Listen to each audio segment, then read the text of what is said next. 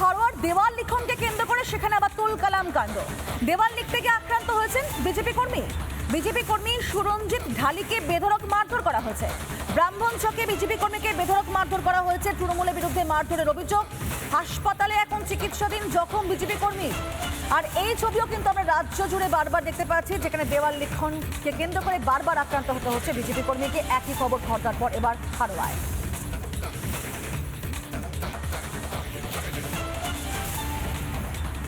লিখছিল উষারানীর ছেলে নিরুপাল আর তার হচ্ছে গুন্ডা বাহিনী নিয়ে আমাকে খুব মারধর করেছে, আরও সব তাদেরকেও মারধর করেছে। এটা টিএমসি বিধায়িকা উষারানী ছেলে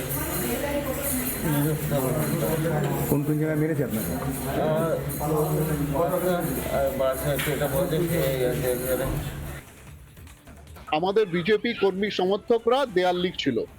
সেই সময় মিনাখার বিধায়িকা উষারানী মণ্ডলের ছেলে নিরুৎপল মণ্ডলের নেতৃত্বে টিএমসির একদল হারমাদ আমাদের সেই কর্মী সমর্থকদের উপর প্রাণঘাতী হামলা চালায়। আর এর হামলায় একাধিক কর্মী সমর্থক আহত হয়েছে। তার মধ্যে সুরঞ্জিত ঢালি আশঙ্কাজনক অবস্থায় বসিরহাট হসপিটালে ভর্তি। আমরা তার সঙ্গে আছি। এফআইআর হবে এবং প্রয়োজনে এর প্রতিবাদে মিনাখা থানা ঘেরাও করবো আমরা।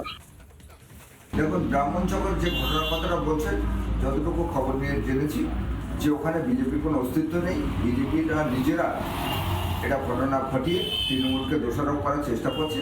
নিজেরা একটা প্রচারে আসার জন্য এটা ষড়যন্ত্রমূলক একটা প্রচার তাদের। এর সঙ্গে তৃণমূল কোনো অংশই জড়িত নয়। এই জন্য তৃণমূলের কেউই দায়ী নয়।